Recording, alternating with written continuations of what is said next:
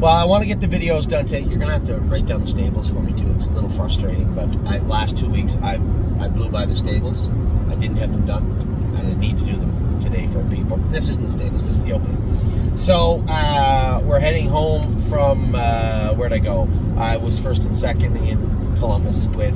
Well, first off, coming off obviously one of the biggest wins of my career. Definitely being an Islander, I suppose my biggest win of my career. All things factored in. Pretty exciting turn of events this summer. You know, how many times have I said how pleased and humbled and excited about 2022 I've been, and then to have then to buy a horse like Sintra, who we didn't buy for the Gold Cup, we just bought him, and have him win the Gold Cup in Saucer in such emphatic fashion was obviously impressive and obviously exciting for me. As I said in one of the interviews I did in the East Coast, I don't think I even realized how much I wanted to win the Gold Cup until I won the Gold Cup. So exciting for me, exciting for everybody involved, for the clients that flew down. Steve didn't. He was sitting on a dock somewhere watching it. For the clients that didn't get down to the Gold Cup, put it on your bucket list of things to do. Jimmy, I think you've been, right? You were there. I've not been. It's not on my list. Oh my God. Well, hopefully, maybe next year we can have another couple of horses to bring down. But man, what an exciting feeling it was, and what an exciting day it was. How that came about was odd. As I said, right up until draw day, I was not going to drive Sintra. Right, I'd said this many times before that the drive was offered to James and Mark first. Both of them are just too busy. I know that in retrospect, in hindsight, Mark was kicking himself that he didn't go, but it was just he couldn't. That's you can look at it in hindsight, but he couldn't. So a victory for me, my first in the Gold Cup, and a pretty exciting time. Now this week we had a lot going on. Man, I'm going to bounce around a little bit. I always do, but Red Overbach was super impressive on Friday evening. Here's a horse that was in and raced all the way to the quarter pole, and the race was canceled on a Monday after there was a loose horse. Loose horse was fine. He raced last night. He ended up making a break again, but both lines were attached to him this time. And Red Overbach just looked super impressive. I know a lot of people messaged and, can we get him in the gold? Can we get him in this? What's he eligible to? Let's just take a deep breath and take a look at what we have. Red Overbach is likely, I don't think it's unfair to say he's probably the best grassroots horse. Would that be unfair? One of them. Let's say one of them. Yeah, let's say one of them. And could he fit in the gold? Probably, yes. I'll leave that up to Jody and Dominic. I'll have a discussion with both of them because I've never driven Red Overbach. And Jody knows him better. I know he was trying to keep him quiet. He was in the infield with him last night. Is this a horse we want to ship a long distance to race in the gold? I think you said the next one's London or the last one's London. Is he going to get around a half? He's a big bugger. I don't know. So it's a conversation I'll have with Jody and Dominic, and we'll make a decision. I'm not leaning one way or another going in. All I know is he looked really, really good last night, and for his size and for the amount of starts he has, he can only be a better horse at 4. So definitely a full-timer for us. He's going to be around for a little while. Super impressed with him. And then Sweet on Pete got back to her winning ways. I said I was going to bounce around a bit. Sweet on Pete got back to her winning ways on Thursday in Scioto. I thought Purple Aura was different. I know she got beat, so she wasn't awesome, but I felt a calm in her that I haven't seen before. I know that Jason was working with a chiropractor on her also. I know a lot of people ask us all the time. There's a lot of things we just don't talk about. They elicit more of a conversation, and we have conversations about all the horses to begin with, but we do have the dentist regularly come and look at the horses. We do have a chiropractor come in. We do utilize other tools that are at our disposal, whether they be from the veterinarian or somebody in the area. So Jason had been working with Purple Aura and a chiropractor, and man, although she didn't look super sharp, that could have been back 4 days from a fair. That could have been a number of things. I thought there was a calm come over. She trotted well. In fact, to the point where I thought the hobbles were way too tight on her the other day. And, I'd said that a number of times, whether it be Crantini last night or Purple Aura, a number of horses. they learn also, and as they get confident on the track, they don't need those super tight hobbles. Austral Hanover, I let his hobbles out like 3-4 holes last night in the post parade, just because the way he was filling them out on the surface last night, he didn't need them super tight. So you have to be able to adapt as you go along, right? So, super impressed with Red Overbach, super impressed with Sweet on Pete that she's rounding back into form. Our horses are starting to come back to life. Slim Jimmy continues to race well and look good. He was great at the fair. He's going to experience another fair in Mount Gilead. I'll get to my personal calendar later on. But Mount Gilead this week. So happy. I don't think people understand the confidence builders and the long way this goes for a horse like Slim Jimmy or Sweet on Pete to win that Buckeye. It's very, very helpful for them. So really happy with what I've seen this week with those horses. You know, a lot of questions swirling about Pennsylvania, who made the finals. I discussed that briefly in an update video that I posted this afternoon after the Meadows with JK Mickey Mantle, a horse that I think is going to be a very, very nice horse for us. Man, he felt and looked good today. Horse that just hadn't raced in a month, and they went 150 on a 5/8 mile track. Yes, he was beaten, but I have to ask the question to myself, and I suppose pose it to you. Where's he finish if he raced last week? If he's racing every week, and this was his third start of August, do you think he could have got there? I know he could have been second for sure. He was impressive today. I really, really like this horse. I think he's going to do us a lot of good. It certainly doesn't hurt that he fits an hours at 2 at Mohawk. So what's going on with PA? The way it's shaping up right now, we have Crantini, who will be in the final, and whether that's Mark or Dexter, I'm trying to coax Scotty out of semi-retirement. You know, he's injured. I get it. Scott's just such a consummate professional that he doesn't want to come back at 70%, 80%, 50%. He wants to be 100. I respect that. Obviously, I wish he'd reconsider and drive the horse in the final and just come out and say, hey, I'm just going to drive Megan's horse just to see how this wrist is. It's not healed. It's not 100%, but I'm going to see how it is. I'd love him to come out and do that, but I respect if he didn't want to. I understand. And when it comes to Crantini itself, Mark knows the horse. Dexter, from what I can see on the list, doesn't have a guaranteed spin yet. And Spitfire Overseas makes the final also, and I believe I want to drive Spitfire Overseas in the final. I know him. I know both colts, but coming off the break last night, my confidence would be a little waning. I would rather have one of the best drivers in the world going into the race, because the break from Crantini last night was not Crantini doing anything wrong. I think the hobbles just caught him, and he got a little angry and made a break, but not that anger that we saw in the spring where he would just make a mistake. I didn't feel that from him. I felt a lot more.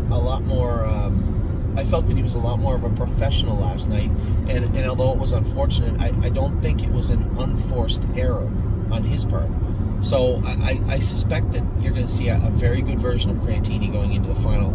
He did his work very, very well after, and as I said, I just wasn't going to drive him to get up for 5th. I thought I was going to coast by for 5th, but I wasn't going to haul off and crack him one just to get up for 5th. So he did his work well. He finished up well. He cooled out well. No harm, no foul today. The horse was in good spirits, Megan said, and will be sharp going into the final. So we have Spitfire and Crantini in the final. Carter Michael Deal will be in the consolation, and then we'll relegate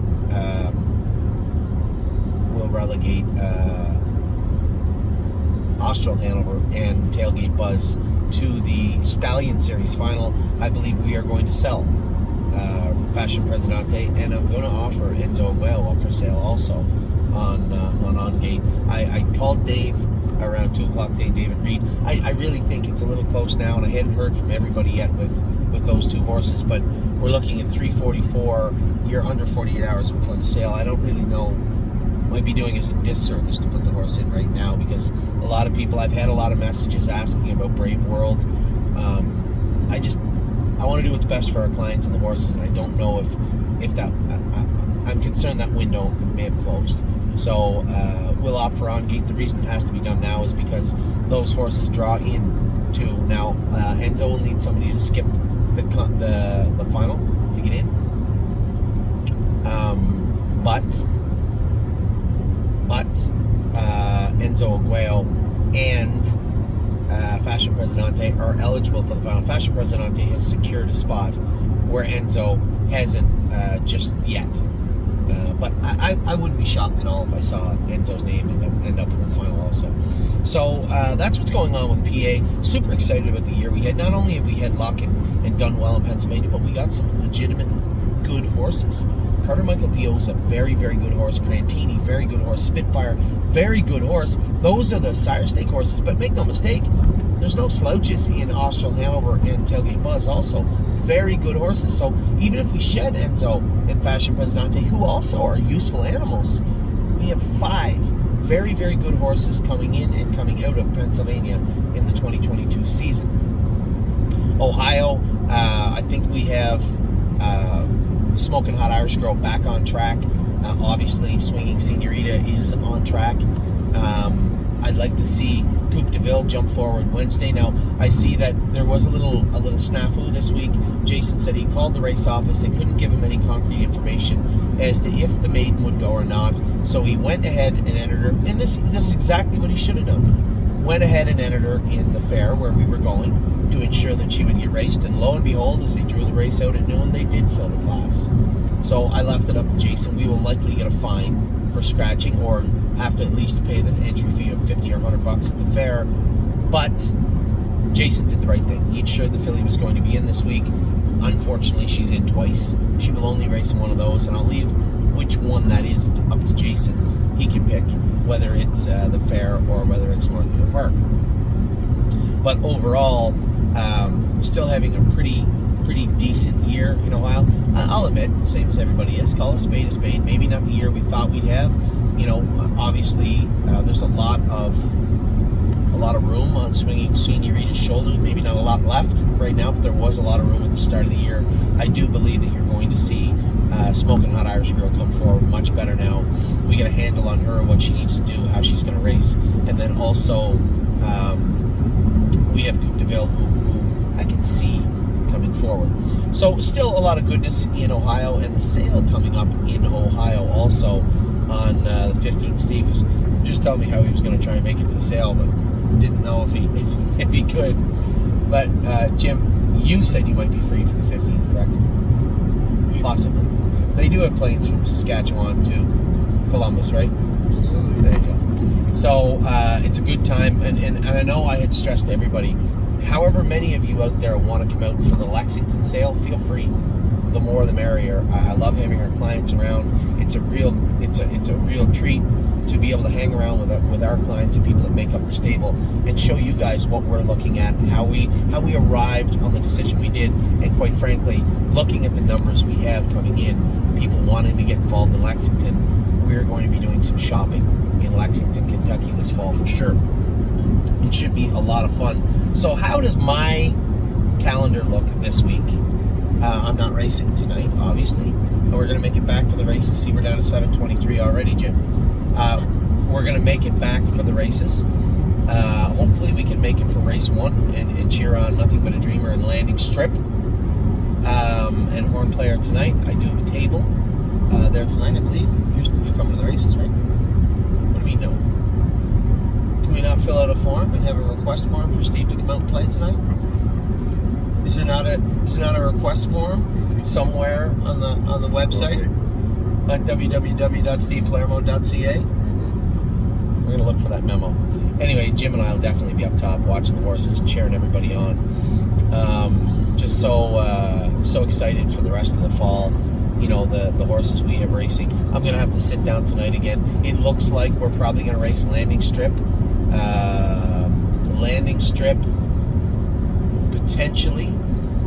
Potentially Brace for Landing and Tactical Mounds in New Jersey on the 8th and 9th. Does Horn Player join that fray? A lot of people asking, will she? That'll be up to her. I fully expect from the 10 hole she'll probably get away a little bit better tonight, I hope. I don't mean that in the sense, it just seems from the outside the horses can pick up speed and then you can sit the bit in their mouth and then trot over as you wish. I don't think you're going to see Trevor Henry drag her to the back tonight. I think if she gets away okay, you're going to see him let her trot out for a hole, see what happens. Inevitably, you're going to have some breakers, and hopefully we're not one of them.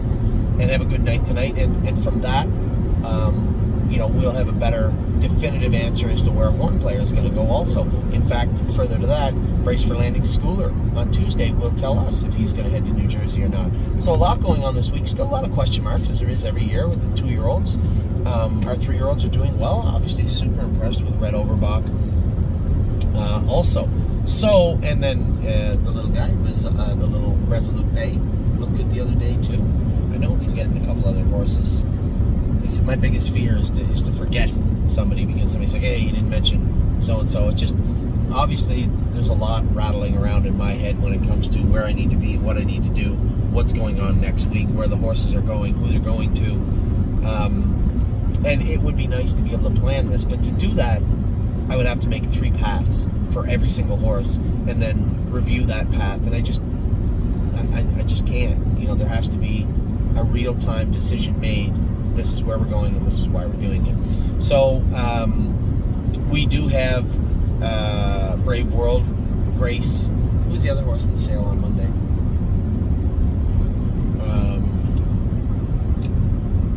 It's on the tip of my tongue. Anyway, we have what's that? And the sale open. Yeah, you'll find it. We have 3 horses in the sale on Monday. We will be entering some horses in I had somebody ask me yesterday, what about Rosita's Dream? When his worth would be higher. Twinbee Habanero, yeah. Disappointing race the other day. He was really hot, made a break. That's one of those horses where I'm a little angry over him, but it just seems like I've wasted everybody's time with this horse, and he just. I had a very frank conversation with one of our clients the other day about expectations and people believing their horses are better than they are. And just so you know, I'm human too. I fall into that bracket. I might be the guy that makes the decisions, which ones comes and which ones come and which ones go, but I'm only human. I have kept Twinbee and Habanero from a real-time perspective. I've kept him a lot longer, and I know there's at least one client, Bob, that's going to say, well, I said it a year ago to get rid of him. Well, that's great, but it doesn't work that way. Sometimes you just got to let it play out, and unhappy with the way this has played out, but there's other times when we are happier that we did let it play out. So Twinbee Habanero, Brave World, and Grace are in the sale. Now, there is a reserve on Grace, and I suspect Brave World will sell good. I was a little surprised. One of our clients said today they didn't think that Brave World would bring very much money. I said, the horse is winning 53 at Grand River. I said, well, people are going to ask why he's in the sale. I can tell you why he's in the sale, because I'm sick and tired of having to pay some 53 to race for 7,000 Canadian. Is that fair to anybody? No. Brave World should be in Buffalo, Batavia, Saratoga, maybe even Yonkers. He could be in a number of places. He shouldn't be a Grand River. My humble opinion. So, I think Brave World will sell just fine. I think Grace will sell fine too, but there will be a reserve on Grace. And I guess we're going to get what we get for Twinbee Habanero. I still don't know what I'm going to do there. I mean, I can't let him go for nothing, but at the same time, how far am I willing to go down that path too? So that's the preferred sale on Gate. We likely will have, as tonight wastes on, rolls on, and burns away. I think we're probably going to have Fashion Presidente and Enzo Aguayo going on to the on-gate sale. I can't believe we say that, but it is what it is. And then maybe Rosita's Dream. I know I have to talk to a couple of our clients on the horse, but Rosita's Dream's got a stake race on Friday. They draw on Tuesday. Putting them on tonight, having them close Monday afternoon might make more sense, especially since the sale is a week from now. Do we trade in Rosita's Dream for some capital for the Ohio sale? I'd like to have a horse with Jim Eaton. We don't have a ton of Illinois clients, but we do have some, right, that want to buy Illinois 2-year-olds. Daryl and I had a substantial stake in Rosita's Dream and GJ's ATM. It didn't work out how we wanted, but that's, again, how racing goes, right? You guys have experienced the good and bad, same as I have. So that's where we're at with the sales. We have, obviously, Steve, before he fell asleep here beside me, was looking at the Goshen sale. And I don't think Steve knew there was a Goshen sale. I don't think it was on his radar. I'm going to try and talk him into coming to the Goshen sale. What are the chances of that? At a 6.5 out of 10? Well, 0? No Goshen? I like one. You like one? See? I know he's in. I know. The bug is now crawled in his ear. Did you ever see the Star Trek where they put the worm in the ear? Chekhov, remember? Ear Chekhov, and I already put the worm in your ear. The worm is right here, right there. So the sale at Goshen, we'll probably see it. Probably drop by. It's just around the corner. It's right beside Steve's office. Yeah. Probably go to the Goshen sale. Jim Eaton is going to investigate and look at some horses. I know Illinois is not everybody's cup of tea. I had a lot of fun. No, we didn't make any money, obviously, but I had a lot of fun going out there and racing the horses. And if Rosita's Dream had went from 2 minutes to 57, he tried him 57, but that was following 54 speed. Nice horse, but if he had been one of those top colts, man, we would have had a lot of fun this year. And instead, he was kind of middle of the road. So we probably will buy an Illinois bred, right? Go out and have a little fun in Illinois, because we do have clients in Illinois, and we do want to be everywhere all the time. So likely one Illinois bred bought on September the 12th, I believe, is the sale. And that's the same day as no, not the 12th, the 5th. What's right here? Why don't you just look under your elbow, Anthony? September the 5th. That's the same day that Tailgate Buzz and Austral Hanover race in the Stallion Series final at the Poconos. So I can't attend, but our new affiliate trainer, really, really nice man, and obviously a consummate professional himself, Jim Eaton, will be at the sale for us.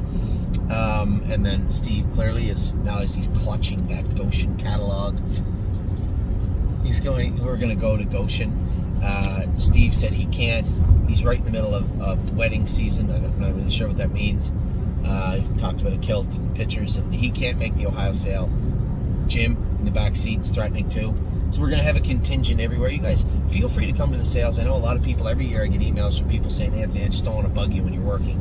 By the time I get to the sale, our work is done. It's just a matter of reassessing, looking at the horse, reassessing, and then going in and buying horses, bidding on horses.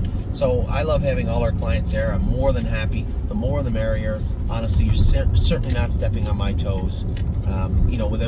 Without everybody out there, but these guys, there is no sale, there is no stable, there is no, racing. So feel free to come out whenever you like. So again, this week, tonight I'm just a spectator like you. Tomorrow I'm at Georgian Downs. We have Tactical Mounts. We have White Tiger leaving now from the outside. It's redrawn post 8. That sucks. We have one other horse in also tomorrow. Bugging me again. It's racing. Who is it? Grace. Oh my God, what the hell's wrong with me? Grace has got the rail tomorrow, so hopefully she can do good tomorrow. And then who do we have? Monday, Mount Gilead. Tuesday, Mount Gilead. Wednesday, I'm at Northfield Park with our girl Blue Tesla. Thursday, I'm qualifying Swinging Senorita, and I think I have to be in Scioto Thursday afternoon. Friday, I don't know what I'm doing yet. Saturday, I believe I have to be back in Ontario. There's an ownership seminar. I think I have to be back there. And then Sunday, Monday, Philadelphia and the Poconos. So that's where I'm at this week. I don't know where you are. You're welcome to join me if you'd like. But as I said, getting geared up for the sales here. We're looking at all the sale catalogs the whole way home to Ontario. And I will have some lists for people to look at soon enough. So with that, we'll let you guys go. We'll talk to you soon. Take care.